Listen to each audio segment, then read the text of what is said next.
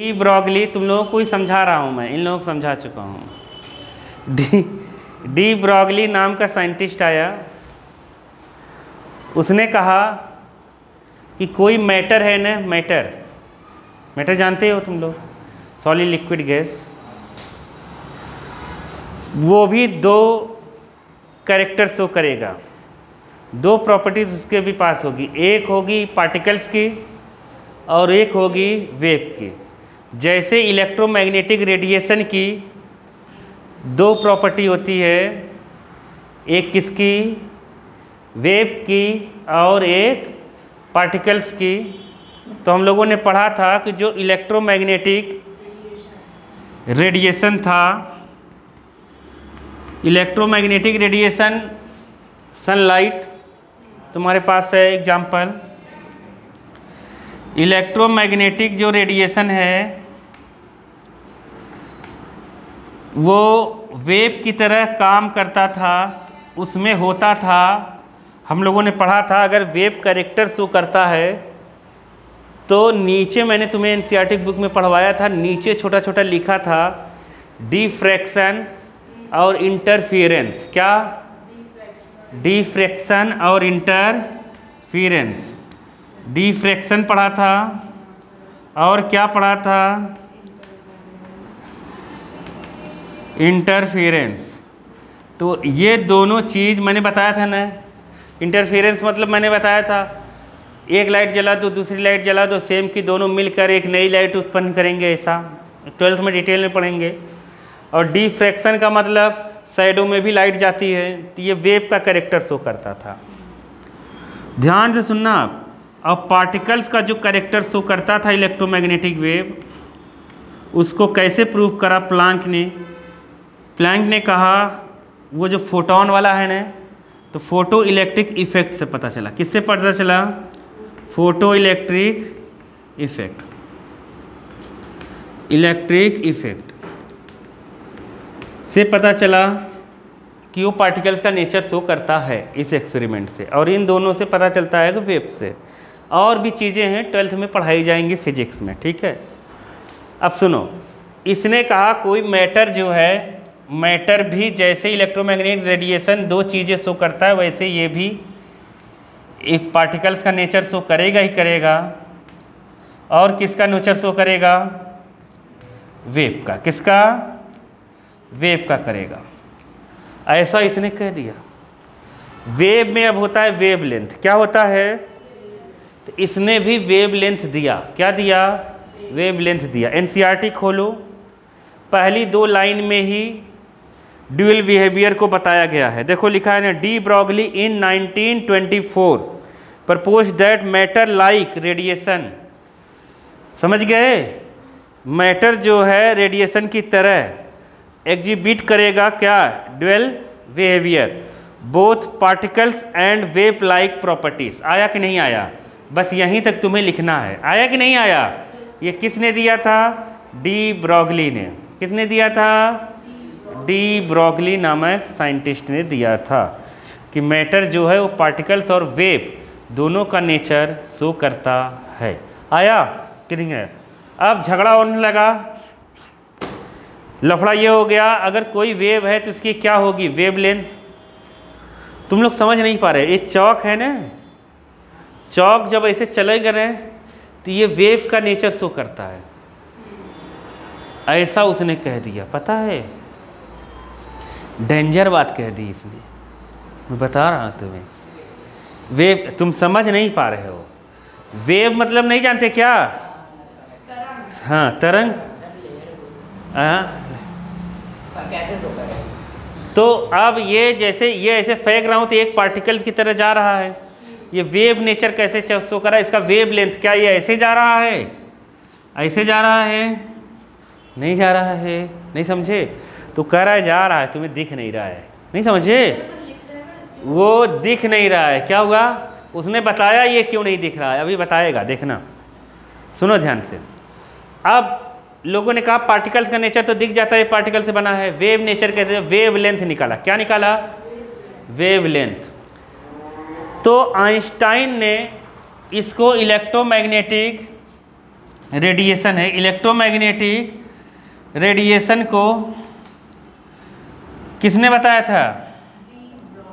De Broglie ने नहीं बताया था। इलेक्ट्रोमैग्नेटिक रेडिएशन वेव और पार्टिकल्स दोनों का नेचर शो करता है, इसे किसने बताया था? हाँ आइंस्टाइन ने। किसने बताया था? आइंस्टाइन। समझ गए कि नहीं?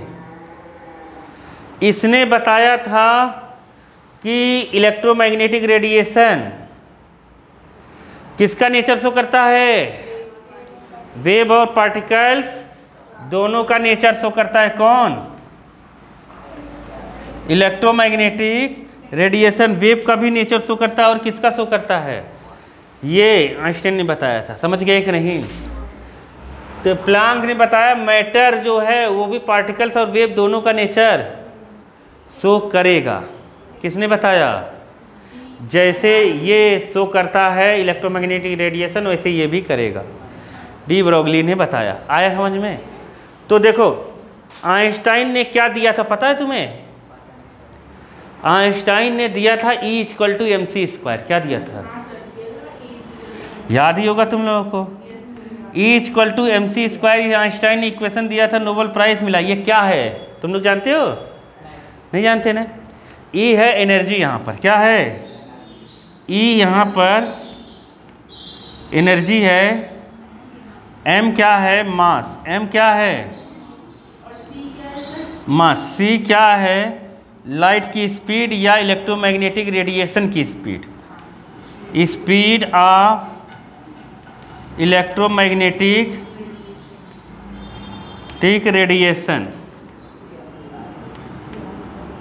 रेडिएशन इन किस में?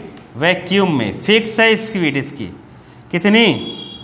वैक्यूम में स्पीड कितनी फिक्स है? 3 × 10⁸ मीटर पर सेकेंड फिक्स है।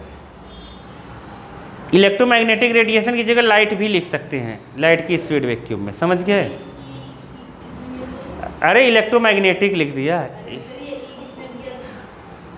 ये हाँ ये आइंस्टाइन का है। ये है मास और एनर्जी में रिलेशन। क्या है? Relation between mass and energy. सुनो इसने क्या बताया था, इसका मतलब क्या है सुनो। उसने कहा ना, ये फिजिक्स में से पढ़ेंगे 12th में। उसने कहा जिसके अंदर मास है ना वो पूरे मास को एनर्जी में कन्वर्ट किया जा सकता है। जैसे तुम्हारे अंदर मास की बात नहीं कर रहा, तुम्हारे अंदर मास मान लो 10 kg है। कितना है? 10 किलोग्राम। तो 10 यहाँ रख दो, लाइट की स्पीड यहाँ रख दो, तो तुम्हें पता चल जाएगा कि तुम्हारा मास जो एनर्जी में कन्वर्ट होगा वो कितना जूल एनर्जी देगा। आया समझ में? उस पूरे मास को एनर्जी में कन्वर्ट। तो मास को एनर्जी में कन्वर्ट किया जा सकता है। ये कौन कह रहा है? आइंस्टाइन। समझ गए कि नहीं? आइंस्टाइन ने कहा कि मास को किस में कन्वर्ट किया जा सकता है? किस में? एनर्जी में। अब सुनो, फोटोन की एनर्जी कितनी होती है? ये एक पार्टिकल्स की एनर्जी है या एक फोटोन की एनर्जी। फोटोन के पास कितनी एनर्जी होती है? E = hν।